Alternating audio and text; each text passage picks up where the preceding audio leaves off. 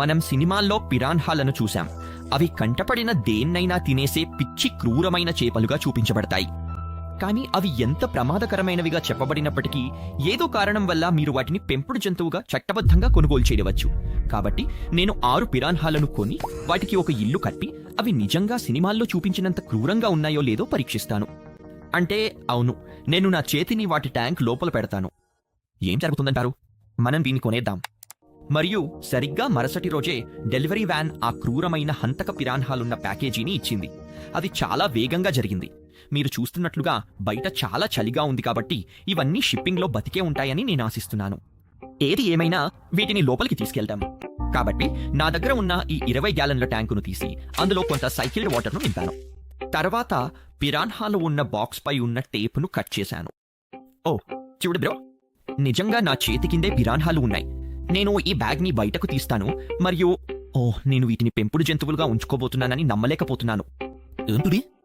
అదృష్టవశాత్తు ప్రతి పిరాన్హా షిప్పింగ్లో బతికి ఉంది. కాబట్టి నేను 6ని ట్యాంక్లో వేశాను. కానీ నేను వాటిని లోపల వేసినప్పుడు అవి అస్సలు కదలడం లేదని మరియు సాధారణ క్రూరమైన పిరాన్హాలలా ప్రవర్తించడం లేదని నేను గ్రహించాను.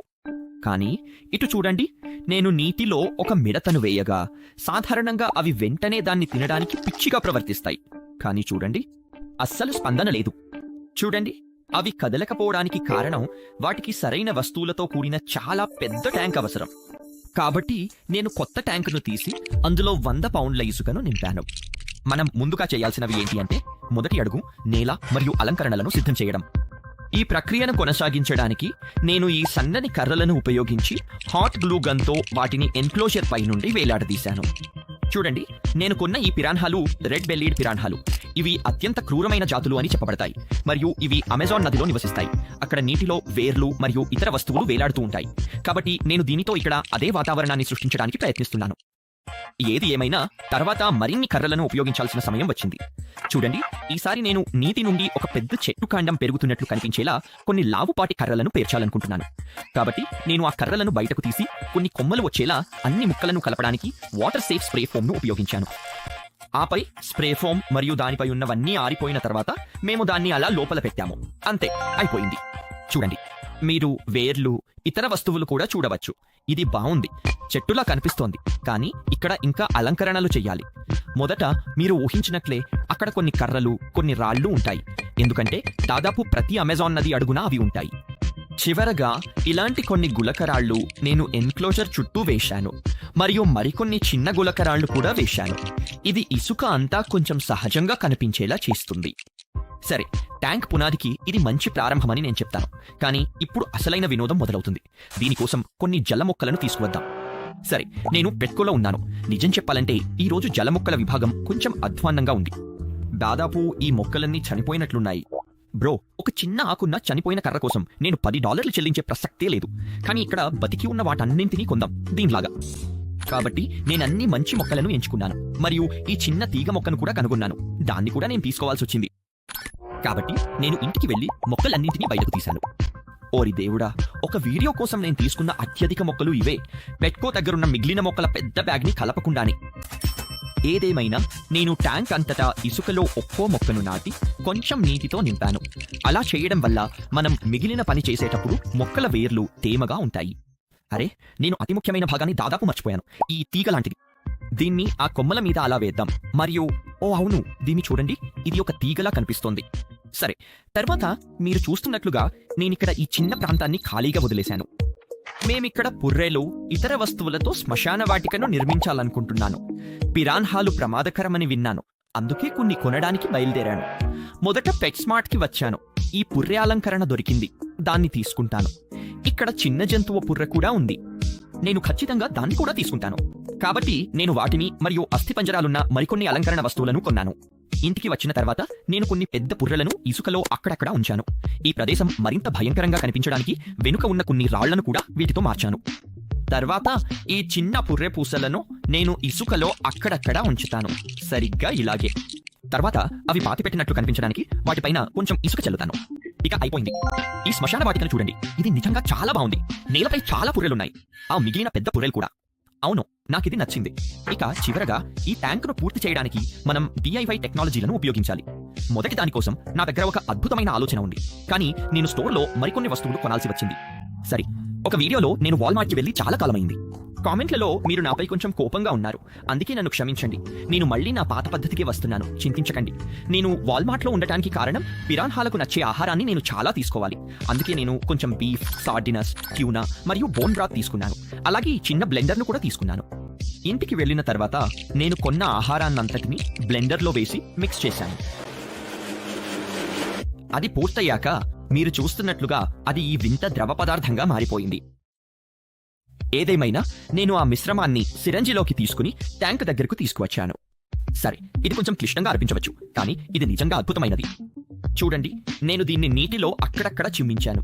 ఆ వాసనను చుట్టూ వ్యాపింపచేస్తుంది. నేను ఈ సిరంజ్ని ఎన్క్లోజర్కి పెట్టి హంటింగ్ మోడ్లో దీన్ని పంప్ చేస్తే అవి ఎంత వింతగా ప్రవర్తిస్తాయో చూద్దాం. కాబట్టి నేను దాన్ని కొంచెం గ్లూతో ట్యాంక్ పక్కన అతికించాను. ఆ తర్వాత అది పూర్తయింది. ఇక తర్వాతి టెక్నాలజీ ఏమిటంటే ఈ 2 వాటర్ పంపులు మరియు కొన్ని బబుల్ వాల్స్. వీటిని నేను ట్యాంక్ వెనక భాగం అంతటా అమర్చడం ప్రారంభించాను. చూడండి, ప్రస్తుతం ఇవి ఏమీ చెయ్యవు, కానీ నేను ట్యాంక్ అంతా సైకిల్డ్ వాటర్తో నింపిన తర్వాత అది చాలా పెద్దది కాబట్టి చాలా సమయం పట్టింది. అది ఏం చేయగలదో చూడండి. సరే, ఇప్పుడు నేను ఈ పంపులను ప్లగ్ చేస్తే మీరు చూస్తున్నట్లుగా ట్యాంకు వెనక భాగంలో బుడగలు రావడం ప్రారంభమవుతుంది. హహా, ఇది చాలా బాగుంది కదా. ప్రాథమికంగా ఈ చిన్న ఎయిర్ పంప్ ఈ ట్యూబ్లోకి గాలిని పంపుతుంది, అది అక్కడికి వెళ్తుంది. అయితే నేను దీన్ని తీసివేసి స్వయంగా దీనిలోకి ఊదుతూ బుడగలు చేయగలను.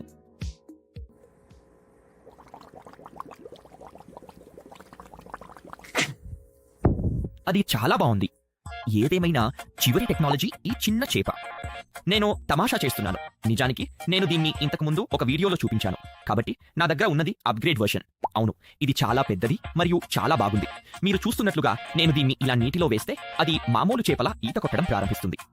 అవును, పిరాన్హాలు దీన్ని తినడానికి ప్రయత్నిస్తాయో లేదో పరీక్షించడం సరదాగా ఉంటుందని నేను అనుకుంటున్నాను. ఏదేమైనా ఈ ట్యాంక్ ఇప్పుడు పూర్తయింది. ఇక పిరాన్హాల విషయానికొస్తే వాటిని లోపలికి తీసుకువచ్చే సమయం వచ్చింది. ఓయో, నేనిప్పుడే పిరాన్హాల దగ్గరికి వచ్చాను. అవి నన్ను ఇంకా చూడలేదు. అవి ఏం చేస్తున్నాయో చూడండి. అవి ఇప్పుడు ఆహారం కోసం వేటాడుతున్నట్లున్నాయి. సరే, ఇక్కడ కొరికించుకోకుండా ఉండటానికి నా వంతు ప్రయత్నం చేస్తాను. ఓ వద్దు. కాబట్టి అవి ఉన్న తాత్కాలిక ట్యాంకును తీసుకుని వాటి కొత్త ఇంటికి తీసుకువచ్చాను. తద్వారా నేను వాటిని బయటకు తీయగలను. సరే, నేను మొదటిసారి చేసినప్పటికంటే అవి ఖచ్చితంగా మరింత దూకుడుగా కనిపిస్తున్నాయి, కానీ నేను జాగ్రత్తగా ఒకదాన్ని ఇలా బయటకు తీస్తాను. ఓ షూట్, దానికి కోపం వచ్చింది, కానీ నేను దానిని కొత్త ట్యాంకులో వేస్తాను. అంతే. స్వేచ్ఛగా ఉండు నా మిత్రమా. కొత్త ఇల్లు కాబట్టి నేను మిగిలిన 5తో కూడా అదే ప్రక్రియను చేశాను. అంతే. పిరాన్హాలు వాటి కొత్త ఇంట్లో ఉన్నాయి. మీరు ఊహించినట్లుగానే వెంటనే అవి పిరాన్హాల మాదిరిగానే గుంపుగా చేరాయి, మరియు అవి అప్పుడే మళ్లీ ఆహారం కోసం వేటలో ఉన్నట్లు కనిపించాయి. నిజం చెప్పాలంటే ఈ పిరాన్హాలు చాలా ఆకలిగా కనిపిస్తున్నాయి, లేదా అవి ఎప్పుడూ ఆకలిగా ఉంటాయేమో. ఇప్పుడు నేను వాటికి 5 రకాల ఆహారాల్లో మొదటిది తినిపిస్తాను, వాటికి ఏది నచ్చుతుందో చూడటానికి. మొదటిది మీల్ వామ్స్. వాటికి మీల్ వామ్స్ తినిపించే ముందు మీకు గుర్తుంటే నా దగ్గర రుచికరమైన జ్యూస్ ఉన్న పైపు ఉంది, దాన్ని లోపల చిమ్ముతాను, పిరాన్హాలకు ఇది ఆహారం సమయమని చెప్పటానికి. మీరు ఊహించినట్లే అవి వెంటనే పైకి వచ్చి తినడం మొదలుపెట్టాయి. కొంచెం గందరగోళంగా ఉండే, కానీ అవి దాన్ని ఇష్టపడుతున్నాయి. ఓరి దేవుడా, మీరది చూస్తున్నారా? నేనిప్పుడే వేసిన చిన్న ప్రదేశం చుట్టూ అవన్నీ గుమిగూడుతున్నాయి, కాబట్టి ఇప్పుడు అవి సిద్ధంగా ఉన్నాయి. నేను మీల్ వామ్స్ వేశాను మరియు ఒకటి కిందకు మునగడం ప్రారంభించింది. 2 పిరాన్హాలు దానిని గమనించి దానిని కొంచెం కొరుకుతున్నాయి, కానీ అవి నిజంగా తినడం కంటే దానితో ఆడుకుంటున్నట్లున్నాయి. మరియు చాలా మీల్ వామ్స్ విషయంలో అదే జరుగుతూనే ఉంది. నేను ఇది చూసేదాకా నమ్మలేదు. ఇందులో 3 కలిసి ఒకదాన్ని నిజంగా తినేశారు. సరే, మీల్ వామ్స్ పిరాన్హాలు వాటిని ఎంత ఇష్టపడుతున్నాయో చెప్పడానికి నేను 10కి 2 ఇస్తాను. మీరు చూస్తున్నట్లుగా జాబితాలో 2వది మేము మిడతలను తినిపించబోతున్నాము. మొదట్లో పిరాన్హాలకు మిడతలతో సంబంధం లేదు, కానీ ఇప్పుడు అవి కొత్త ట్యాంకులో ఉన్నందున అవి ఎలా స్పందిస్తాయో చూద్దాం. కాబట్టి నేనొక దాన్ని వేశాను మరియు అది అక్కడ తేలుతూ ఉన్నందున పిరాన్హాలకు చూపించడానికి నేను దానిని ట్వీజర్లతో పట్టుకున్నాను. వెంటనే ఇది సజీవంగా ఉందని అవి అర్థం చేసుకున్నాయని మీరు చూడవచ్చు, మరియు అవి మీల్ వామ్స్ లాగా దానిని కొరకడం ప్రారంభించాయి. కానీ ఒక్క పిరాన్హా కూడా ఈ మిడతను తినడానికి తగినంత పెద్ద కాటు వెయ్యలేదు. సరే, అది చాలా దారుణంగా ఉంది. మిడతలకు 10కి 1 ఇస్తాను, ఎందుకంటే మీల్ వామ్స్ కనీసం కొన్నింటిని తిన్నాయి. ఈ పిరాన్హాలకు కీటకాలు ఇష్టం లేదనుకుంటున్నాను, అందుకే తర్వాతి 2ని వేగంగా వేస్తాను. ఇక్కడ నా దగ్గర సాల్మాన్, గ్రౌండ్ బీఫ్ ఉన్నాయి. ఇవి ఎక్కువ వాసన వస్తాయి. ఇవి నచ్చితే బాగుంటుంది. పిరాన్హాలు గమనించే వరకు నేను సాల్మన్ను నీటిలో ఊపడం ప్రారంభించాను మరియు కొన్ని పైకి వచ్చి దానిని కొరకడం ప్రారంభించినప్పుడు నేను అనుకోకుండా దానిని ఇసుకలో పడేశాను. అక్కడ మిగిలిన పిరాన్హాలన్నీ ఈదుకుంటూ వచ్చాయి. అవి హైనా గుంపులా దాని చుట్టూ చేరాయి మరియు అవి తినడానికి ఆ ముక్క నుండి చిన్న చిన్న ముక్కలను కొరకడం ప్రారంభించాయి. కాబట్టి నేను గ్రౌండ్ బీఫ్తో కూడా అదే పని చేశాను మరియు దానిని నీటిలో పట్టుకున్నాను. మరియు ఈసారి పిరాన్హాలు మరింత ఆసక్తిని కనబర్చాయి మరియు వెంటనే మొత్తం గుంపు దాని చుట్టూ చేరి వంతుల వారీగా దానిని కొరకడం ప్రారంభించాయి. దాని ముక్కలు నేలపై పడటం మరియు పిరాన్హాలు వాటిని కూడా చుట్టుముట్టడం నేను గమనించాను. సరే, నేను సాల్మన్కు 10కి 8 మరియు గ్రౌండ్ బీఫ్కు 10కి 9.5 ఇస్తాను. అవును, అవి దానిని చాలా ఇష్టపడ్డాయి. కానీ అంటే నేనిప్పుడు నా చేతిని పెట్టాలి. నేను ఇంట్రోలో చెప్పినట్లుగా ఇప్పుడు చేసేద్దాం. 3, 2, 1 పోదాం.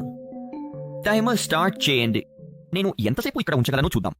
వెంటనే ఏమీ జరగలేదు, ఎందుకంటే పిరాన్హాలు ఏవీ నా చేతికి దగ్గరగా లేవు. కానీ ఇది ఒక రకమైన మోసం అని నాకు తెలుసు కాబట్టి నేను నా చేతిని దగ్గరకు జరిపాను. అక్కడ వెంటనే ఒకటి నన్ను గమనించింది మరియు కొరికించుకోకుండా ఉండటానికి నేను నా చేతిని దూరంగా జరుపుతుంటే అది నా చేతిని వెంటాడటం ప్రారంభించింది. కాబట్టి నేను నా చేతిని మళ్ళీ ఆ గుంపు దగ్గరకు తీసుకెళ్లాను. కొన్ని నన్ను కరవబోయాయి, కానీ అవి బీఫ్ పట్ల చూపించినంత దూకుడుగా లేవు. చూడండి, సినిమాల్లో చూపించినట్లుగా పిరాన్హాలు మనుషుల పట్ల క్రూరంగా ఉంటాయని అనుకోవడం ఒక అపోహ మాత్రమే. నిజం చెప్పాలంటే మీరు చూస్తున్నట్లయితే నేను దీన్ని ప్రయత్నించమని చెప్పను. నేను కొంచెం పిచ్చివాడిని కాబట్టి ఈ కంటెంట్ కోసం నా చేతిని రిస్క్ చేశాను. దయచేసి సబ్స్క్రైబ్ చేయండి. ఈ పిరాన్హాలు మంచి పెంపుడు జంతువులు. వీటికి ఆహారం పెట్టడం సులభం. చూసినందుకు ధన్యవాదాలు. మీరు ఇంకో వీడియో చూడాలనుకుంటే స్క్రీన్ మీద ఉన్న వీడియోను క్లిక్ చేయండి. మళ్ళీ కలుద్దాం. సెలవు. సబ్స్క్రైబ్ చేయండి. ధన్యవాదాలు. బై.